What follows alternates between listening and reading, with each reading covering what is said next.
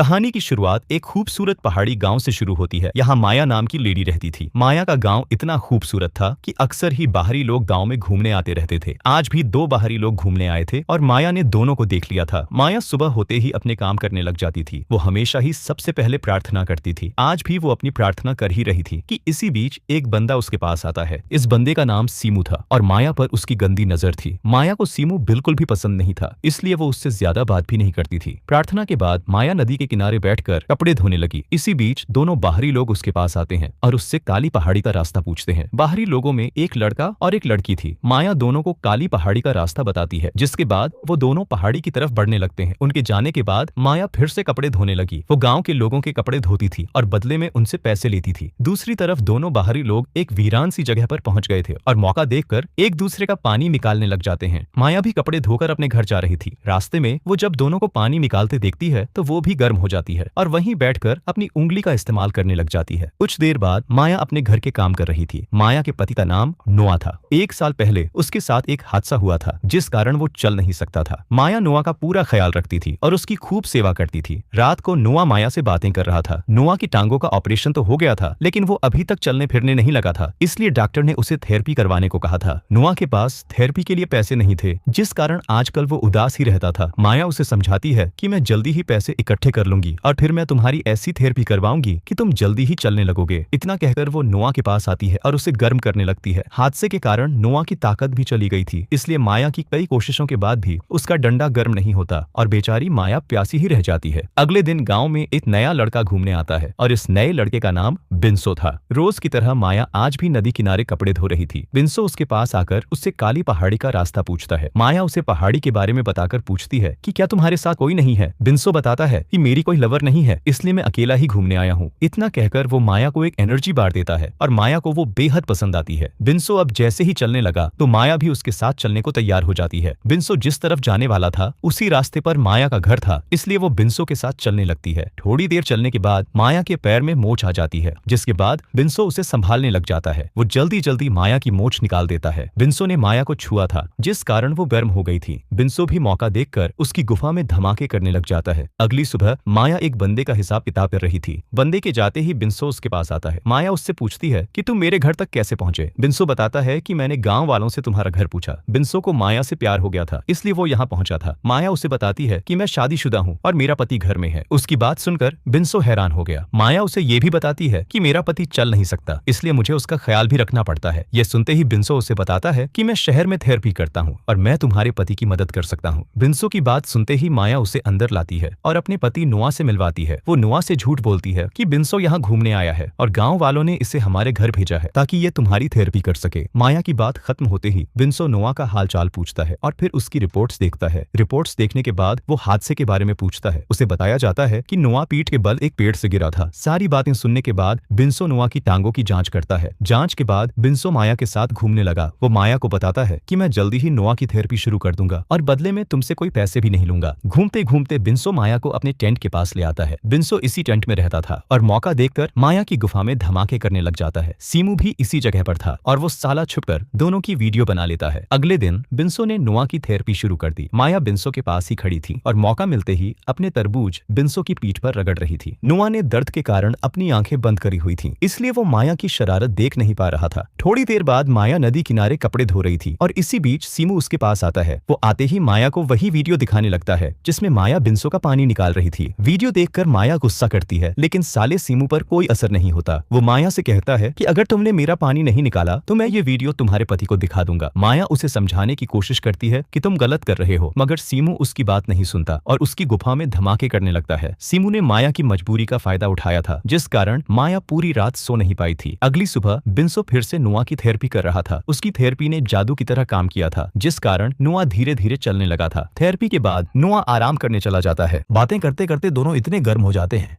कि घर के बाहर ही एक दूसरे का पानी निकालने लग जाते हैं। रात को नोआ को नींद नहीं आ रही थी। शायद वह माया से कोई बात करना चाहता था, लेकिन माया को नींद में देखकर चुप था। अगली सुबह बिंसो फिर से नोआ की थेरेपी करने लगा।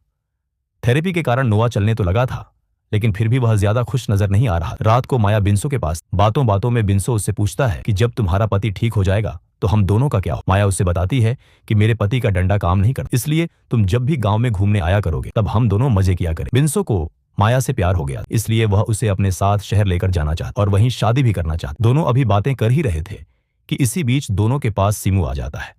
सिमू इस वक्त नशे में था। वह आते ही दोनों को बुरा भला कहता है। इसी के साथ वह बिंसो को सब बताता है कि मेरे फोन में तुम दोनों की वीडियो है। बिंसो को उसकी बात पर यकीन नहीं था, इसलिए सिमू उसे वीडियो दिखाता है। सिमू अब फिर से माया की गुफा में धमाके करना चाहता था और वह भी बिंसो के सामने ही। माया उसकी बात मानने को तैयार नहीं थी, जिसके बाद सिमू को इतना गुस्सा आता है कि वह साला अपनी गन निकाल लेता है। गन देखकर दोनों बेहद डर गए थे। सिमू बिंसो को एक तरफ करता है और माया को कपड़े उतारने को कहता है। सिमू नशे में था और उसके हाथ में गन भी थी। हालातों को देखकर माया अपने कपड़े उतारने लगी। उसके गोल गोल तरबूज देखकर सिमू उस पर टूट पड़ता है। सिमू सब कुछ बिंसो की नजरों के सामने ही कर रहा था। बिंसो माया की मदद तो करना चाहता था, लेकिन सिमू की गन उसकी तरफ। इसी बीच कोई पीछे से आकर सिमू को मार देता है। सिमू को मारने वाला नोआ ही था। नोआ यहाँ माया को देखने आया था, क्योंकि उसे पता था कि माया और बिंसो का चक्कर चल रहा है। दरअसल जब माया और बिंसो घर के बाहर ही मजे कर रहे थे, उसी वक्त बिंसो ने दोनों को देख। माया को बिंसो के साथ देखकर वह दुखी तो बहुत, लेकिन माया की खुशी के लिए वह चुप कर जाता। बिंसो में ताकत नहीं थी, वह चाहकर भी माया की प्यास नहीं बुझा सकती, इसलिए उसे बिंसो के साथ देखकर भी खुश। नोआ ने दोनों को बता दिया था कि मुझे सब कुछ पता है, लेकिन मैं माया की खुशी के लिए चुप था। नोआ के मुंह से सच जानकर दोनों बेहद शर्मिंदा होते। दोनों को पता था कि उनसे गलती हुई, इसलिए दोनों अपनी गलती सुधारना चाहते थे। अगली सुबह बिंसो अपने घर जाने वाला था। जाने से पहले वह नोआ से माफी मांगता है, क्योंकि उसने उसकी बीवी के साथ चक्कर चलाया। बिंसो के माफी मांगने के बाद ना तो नोआ कुछ बोलता है और ना ही माया कुछ बोलती है। दोनों को चुप देखकर जैसे ही बिंसो जाने लगा तो नोआ उसे रोककर कहता है कि तुम्हारे कारण मैं चलने लगा, इसलिए मैं तुम्हारा धन्यवाद करता हूँ, लेकिन आज के बाद यहाँ कभी मत आना और ना ही कभी माया से मिलने की कोशिश करना। नोआ की बात सुनकर बिंसो कुछ नहीं बोलती, क्योंकि वह उसकी बात मानने को तैयार था। वह नोआ से हाथ मिलाता है और फिर वहां से जाने लगता। उसके जाते ही माया नोआ का धन्यवाद कर, क्योंकि उसने उसकी गलती माफ कर दी थी। वह समझ गई थी कि उसे दुनिया का सबसे अच्छा पति मिला है, जो उसकी खुशी के लिए चुप हो गया। वैसे जब से नोआ चलने लगा था, उसके डंडे ने भी काम करना शुरू कर दिया। कहानी के आखिर में दोनों पति पत्नी खुश रहने लगते हैं और नोआ माया की प्यास भी बुझाने लगता। इसी के साथ इस कहानी का यही अंत हो जाता है।